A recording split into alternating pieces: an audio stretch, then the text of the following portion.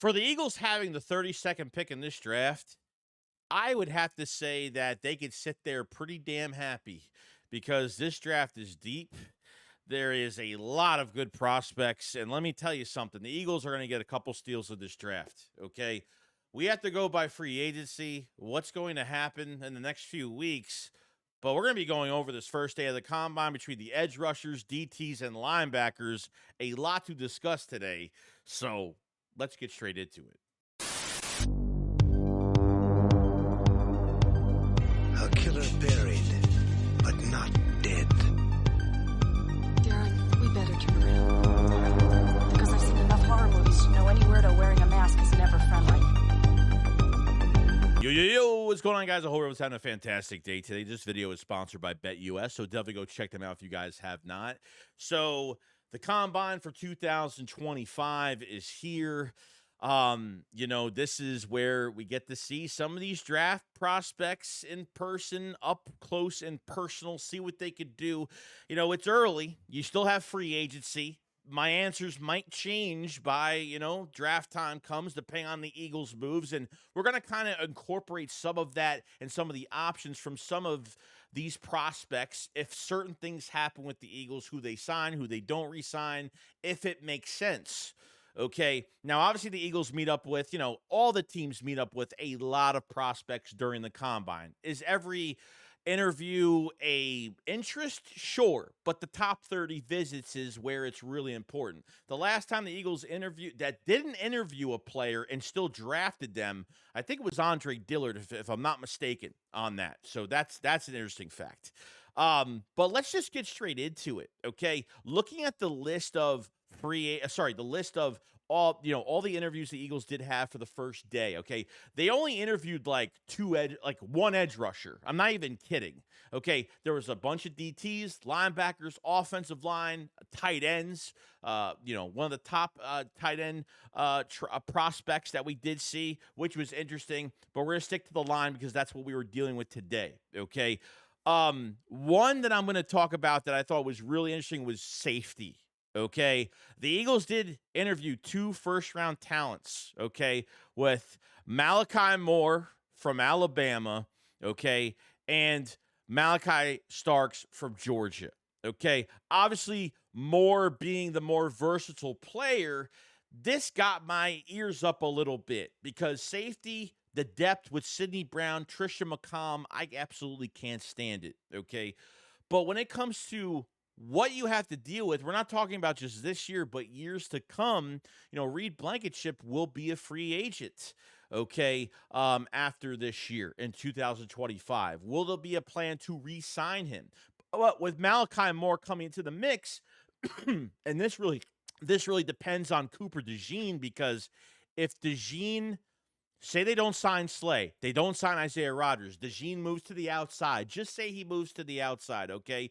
You could draft a Malachi Moore to play inside if you really want, because he is a hybrid type player, okay? And if you want to do that, that's great. But I don't really see the DeJean thing actually happening to the outside at all. I think you need depth at that nickel corner spot, unless they just want to redshirt a player like Malachi Moore all year. And God forbid, if you have somebody else, you could always move him around, the field for situational type things for certain coverages or something like that.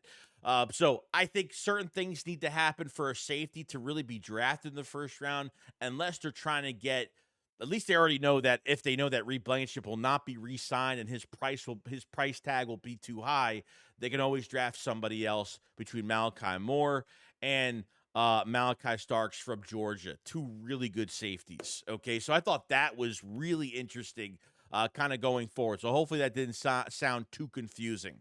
Now, we've all been talking, this is before free agency, obviously, because Josh Sweat's going to be a free agent. Milton Williams going to be a free agent. Going to get compensatory picks for those guys. We're happy with Nolan Smith. We're happy for Jalix Hunt, going to produce another off season with the Eagles and getting better, like he just totally exploded in the playoffs. But now going into this combine, going to this draft, if the Eagles don't okay, trade for an edge rusher. We've talked about the Myles Garrett situation. We've talked about Travon Walker. We've talked about it a million times to the point where my head's starting to hurt a little bit, okay? James Pierce Jr. is obviously a player because I'm not going to talk about Abdul Carter. It's just a waste of time to this point. Okay, Abdul Carter has the stress fracture in his foot. He's not getting surgery. He's going to play in his pro day, and he'll be a top 10 pick. It's already sounding like teams don't even care about him not getting surgery, him not working out the combine, whatever the case may be with that. James Pierce Jr. is obviously another guy that was supposed to kind of fall down in this draft for some off-field issues. Now, I looked up the issues that he had, and pretty much he had a traffic stop in 2023 where he disobeyed orders from a cop. Okay, that's it. I mean, it's nothing even that. I thought it was more serious to that or something, but it's actually not that serious. Obviously, you got to hear two stories. There's always two sides to an issue, and but the way he showed up, I mean, his 40-yard dash, 4.5. Okay, that was his first, 4.50. Then his second turn on the 40-yard dash, 4.47. Okay, I've seen some of the tape already. It's got real good bend around the edge. He gives good pressure in that pass rush. He's physical. He's got a nonstop motor. He is just amazing. I think the only bad thing he did, I think, with the testing was his vertical jump. His vertical jump really wasn't that good, but I'm not really worried about that too much unless he's trying to knock down a pass. Why else is he really jumping when it comes to being an edge rusher? I want him to bull rush, do some moves, and get to the quarterback. That's what it all counts for. So I thought his tape was amazing. Thought his combine was just excellent, and I'm praying to God if the Eagles don't trade for an edge rusher that you're going to see this guy in Eagles green, hopefully not at 32 because I don't think he's going to last there. This could be a top 17, but if he gets into the early 20s to mid 20s, I think there's a chance. You can only move up so much in a draft, especially from 32 without giving away the farm because it's just at this point there's so many other players on the board. You can't really focus on one guy if he's really out of reach. I thought James Pierce Jr. Was absolutely fantastic. Now, Mike Green from Marshall did not practice due to hamstring tightness, okay? This is another guy. This is another top 5 guy, in my opinion, really good, and I want to see more. Unfortunately, we couldn't see much of him. We'll wait till his pro day, and we'll see what happens. Led 17 sacks last season, which is absolutely amazing. But skipping the combine, some guys, it seems like a lot more guys are skipping the combine. When they feel like they have a little injury, they don't want to risk it. They don't want to risk, their draft stock and stuff like that. So I completely get that. Now, this guy is another guy with off-field issues, which kind of sounds crazy. And this isn't college issues. This is off-field issues back in high school, which it was like sexual harassment or something like that. I read an article on him, and I think he was fine. I mean, he played throughout college. There was nothing wrong or anything. I mean, this is going back to high school. If teams want to take that into account and make him kind of drifts down the draft board, the Eagles might have a shot at 32. The Eagles might have a shot at him in the second round at this point. Who knows? Depending on how many good players are left when their pick is coming, they might trade that pick back 5 to 10 spots and still grab their guy that they want and get more picks for the future for this draft and next year on top of it. So obviously Mike Green was another guy I really want to see and hope to see him soon. Shemar Stewart. I mean, that's another guy. I mean, just athletically gifted, 6'6", 290 pounds, ran a 4.59. This is another guy I really like, and don't know if he'll be a late first to an early mid second, but I think this is definitely another guy they have to keep their eyes on. Just it's deep, guys. I mean, you want an edge rusher. I mean, I know edge rushers go fast in the draft, but let me tell you, there's teams that need tight ends, they need quarterbacks, they need offensive line. I mean, I think the Eagles are going to have the pick of the litter if it comes to edge rusher. Maybe 2 to 3 will be off the board. Maybe I would say 2 will be off the board. We'll see how that board goes and see how the Eagles free agency goes. But I really like this kid a lot. Totally like him a lot. And this is another hybrid guy that I've actually looked at that I actually really like. And of course, he's from Georgia. Sorry. Of course, he's from Alabama, and that's Jihaad Campbell. And then that linebacker, absolutely amazing. I mean, his run downfield is great. Tackling is fantastic. He's got really good eyes, high football IQ, athletically gifted. Just takes really good angles on tackles. I mean, just he's fantastic at linebacker. I've been looking at a lot of linebackers, but even linebacker is going to be an interesting story going down the road because I feel like linebacker could never be a first round pick for the Eagles. If Zach Bond leaves and walks into free agency, I think linebacker becomes your number one need. I think it becomes your number one need going forward. I'm hoping he gets re-signed. I don't want to see a linebacker drafted in the first round. I understand Nakobe Dean is going to be out for a while. Okay, maybe October, November. Oren Burks might get re-signed. Do not re-sign Oren Burks without Zach Bond. Zach Bond's not here. I think linebacker, that's the biggest hole you have. I mean, that's one you have to stare at and say, well, we got to do something about this. That's going to be a huge problem going forward when it comes to linebacker. But even getting a guy realistically, getting a guy like Jalen Walker, man, from Georgia, a guy that could play off ball, a guy that could line up on the line as an edge rusher. I like the hybridness of him. Like, I really do. I mean, he's aggressive, his pushback, great pressure, great bend, aggressive, just an unrelentless motor. I mean, look at his tape. It's absolutely amazing. I mean, to get a two hybrid type guy can play two positions for the price of one. I mean, I can't even really complain about that at all. Love his play. I know he's listed as a linebacker, but the guy can play on the line as well. And, God forbid you have an injury, you can always switch him, move him. You could do a lot of things with him. I like to get the hybrid guys, as long as they can play at a high level, from both positions, I have no issue with it. Watch what he does on the defensive line. It's absolutely amazing. His coverage, tackling, everything is really good with him. And Jalen Walker is going to be another guy we're going to keep our eye on throughout this draft and throughout the free agency process, the way these moves are going to go down. Jalen Walker is the real deal, and could be another one, a nice centerpiece for the Philadelphia Eagles. Even if they sign Zach Bond and getting a guy like this, and Fangio says, you know what, play defensive line, and maybe he'll switch to linebacker, or I don't know, maybe he'll play linebacker next to Zach Bond and maybe move to the defensive line when Nakobe Dean comes back. There's different things that they could do, different combinations that they could do with this guy.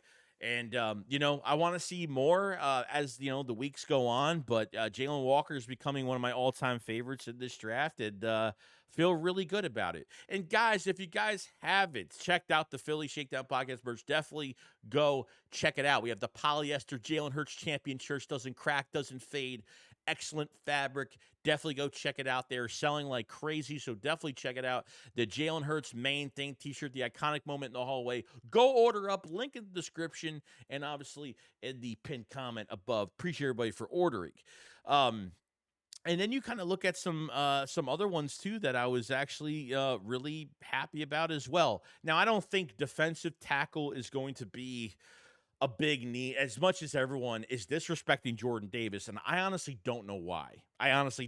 Jordan Davis gets the disrespect, commands the double teams. What he did the last 6 games of the season was great, was all we asked for. Do not compare Milton Williams to Jordan Davis, because Milton Williams is a nose tackle, bro, and I think he is more valuable to anybody else on that defensive line as of right now, where Milt is a completely different player, is more of a 3-tech guy, okay? Could play on the outside, could play the inside, but has been more of an inside guy with the Philadelphia Eagles, and I think more respect has to come that way.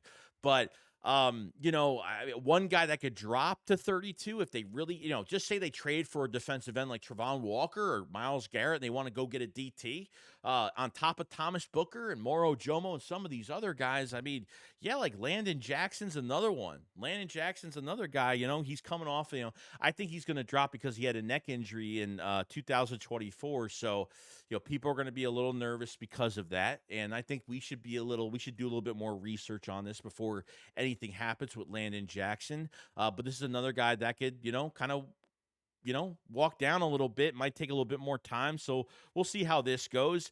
Darius Alexander from Toledo is another one. I mean, I've seen the Eagles already had an interview with him. Haven't watched too much film on him. but has got length. He's got great wingspan. He's quick. His explosiveness off the line. That's what I've heard about him so far. So this is another guy that could be a second-ish rounder to a third, something like that, with Darius Alexander. So, I mean, DT. I mean, you want to get a depth piece at DT. I think you could get it in this draft easily. Okay.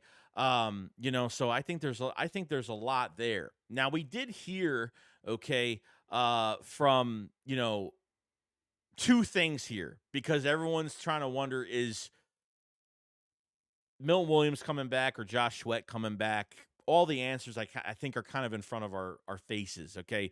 Now, defensive tackle for the Cowboys, I don't even know how to say his name. Don't even ask me. Okay. Now, they did sign him to they are going to be signing him to a new deal. I don't know if it already happened yet, but $21 million a year. It seems like this defensive tackle for the Cowboys has already set the market for Milton Williams. Okay. For Milton Williams, and if Milton Williams is playing well and he won a Super Bowl on top of it, he's going to get more money than $21 million a year. So we could say goodbye to Milton Williams. I knew this. For anybody else that wants to know, that's the answer you have right there. And obviously, Josh Sweat on Instagram.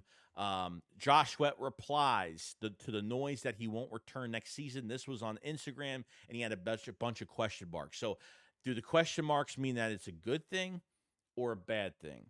Some people are saying that is a bad thing, that he will be getting more money. Now, he did say after the Super Bowl that he's looking for the right situation. So is there a right situation for him out there? I've heard the Raiders have a lot of interest in him right now. If the Eagles did re-sign him, I'd have no issue with it. I'd have no issue, because you'd be fine. And then the Eagles can go out in this draft and have fun. Have fun picking whoever you want at 32, whether it's you sit at 32, you trade up, or you trade that thing back and garnish more picks and still get the guy that you want, whether it's on the offense or the defense. Okay, so we'll find out more on this pretty quick in the next couple weeks on the Josh Sweat situation. But realistically, guys, I think tight end is going to be in the cards the first 3 rounds. Okay, tight end is going to be in the cards. They've already met with one of the top-end tight end prospects and Gunnar Helm from Texas. So we'll get into more of the tight ends when they actually, do the combine, see if the Eagles have more interest in some of these guys going forward. Elijah Arroyo. I mean, there's you're not going to get Tyler Warren, obviously, but I think you definitely have a chance in that second, third round to go get a tight end to put right behind Dallas Goedert. I don't know what the Eagles are doing with Goddard. It's $11.8 million against the cap, but I guess he's going to play for one more year, I guess, unless they restructure and redo his deal for the year to save some money. I guess they can. I would say they're going to restructure it, maybe. So we'll see what happens with that. But other than that, guys, that's pretty much it. I mean, I probably missed a whole bunch of stuff, So today has been a crazy day today. But the 2025 Scouting Combine first day, DTs, defensive ends, and linebackers. Defensive line, it's crazy depth. It's a lot of good prospects. The Eagles can't miss in this draft. They better hope that they don't let the wrong guys slide. That's a lot better than the rest of them. But I'm telling you, depending on where they move Dejean, if they go for a safety, I think there's a lot of different things with Malachi Moore and Malachi Starks, and there's so much stuff going on. Once we get through free agency, we'll see a clear view of, do the Eagles have a cornerback 2 opposite of Quinion? Okay, do the Eagles trade for a defensive end? There's going to be, things will sort out, and we'll kind of figure out, like, okay, it's coming down to like 3 positions here, and it's getting kind of easy what the Eagles are going to do. And I think we have to be patient with that. So obviously I'm going to watch more tape on some of these guys, but edge rusher looks really good. DTs look really good, and I think linebackers, especially hybrid guys, like hybrid guys going down the line, I think those are great to have, just like Jalen Walker. And James Pierce is becoming one of my favorites in this draft, but I just don't know if he's going to last too long. But other than that, guys, let me know what you guys thought about the first day of the combine. Who is your top prospect? Who did you like the most? And, what's realistic for the Eagles at 32 with a trade up, a trade back, or just sitting there? I think we have a lot to look forward to as Eagle fans for the defending Super Bowl champs, and we're ready to go. So first day is over with. On to the second day, and I will see you guys on the next one. Shakes what up. Flowers, fly guys. Peace out, guys. Peace.